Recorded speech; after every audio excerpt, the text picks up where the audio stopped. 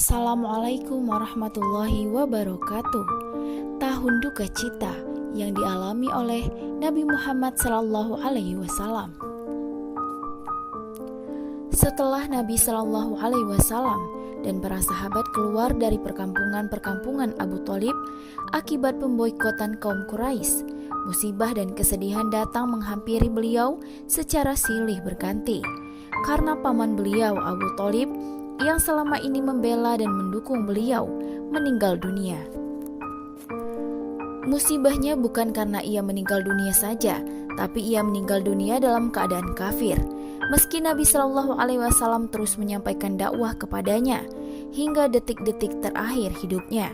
Diriwayatkan dari Musayyib radhiyallahu anhu, ia berkata, saat Abu Thalib hampir mendekati ajal, Nabi SAW datang menjenguk. Beliau mendapati di dekatnya ada Abu Jahal dan Abdullah bin Umayyah bin Mughirah. Rasulullah SAW bersabda, "Paman, ucapkanlah La ilaha illallah, kalimat yang aku jadikan hujah untuk membelamu di sisi Allah." Abu Jahal dan Abdullah bin Umayyah berkata, "Abu Thalib, memangnya kamu membenci agama Abdul Muthalib?" Rasulullah SAW terus menyampaikan dan mengulang kata-kata itu kepada Abu Thalib hingga Abu Thalib menuturkan kata-kata terakhir. Ia sendiri tetap memeluk agama Abdul Muthalib. Ia enggan untuk mengucapkan La ilaha illallah. Rasulullah SAW kemudian berkata, "Sungguh aku akan memintakan ampunan untukmu selama aku tidak dilarang untuk itu." Saat itulah turun ayat Surat At-Taubah ayat 113 yang artinya, tiadalah sepatutnya bagi Nabi dan orang-orang yang beriman memintakan ampunan kepada Allah bagi orang-orang musyrik, walaupun orang-orang musyrik itu adalah kaum kerabatnya. Sesudah jelas baginya bahwasanya orang-orang musyrik itu adalah penghuni neraka jahanam. Allah Subhanahu wa taala juga menurunkan ayat terkait Abu Thalib. Dia berfirman kepada Rasulullah SAW dalam surat Al-Qasas ayat 56 yang artinya, sesungguhnya kamu tidak akan dapat memberi petunjuk kepada orang yang kamu kasihi, tetapi Allah memberi petunjuk kepada orang yang dikehendakinya.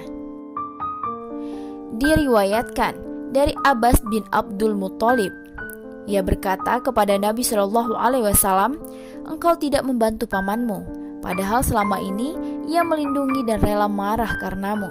Maka beliau berkata, "Ia berada di neraka yang dangkal, diringankan siksanya. Andai bukan karena aku, pasti ia berada di dasar neraka." Ketika Abu Thalib meninggal dunia, kaum Quraisy mendapatkan kesempatan besar untuk menyakiti Nabi SAW karena orang yang selama ini melindungi beliau sudah tiada. Salah seorang lemah akal dari kalangan Quraisy kemudian melemparkan tanah ke kepala Nabi SAW hingga beliau berkata, "Orang Quraisy tidak pernah menyakitiku dengan sesuatu pun yang tidak aku sukai sampai Abu Thalib meninggal dunia."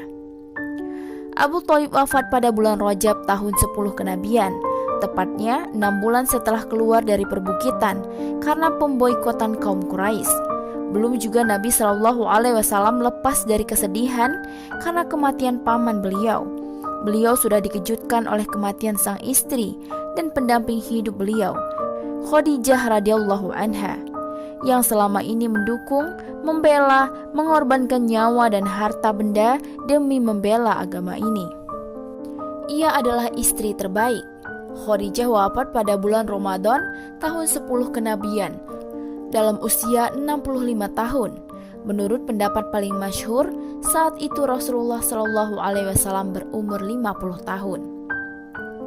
Nabi SAW dirundung kesedihan mendalam karena kematian Khadijah, karena ia adalah sosok istri penyabar dan tulus yang terbaik, yang sepanjang hidup beliau selalu memberikan dukungan dan pengorbanan demi agama ini. Ia rela mengorbankan segala yang berharga, sehingga Nabi SAW tidak bisa melupakannya. Beliau selalu menaruh kesetiaan kepadanya yang tidak dapat diungkapkan oleh gorisan pena. Wallahu a'lam bishawab. Wassalamualaikum warahmatullahi wabarakatuh.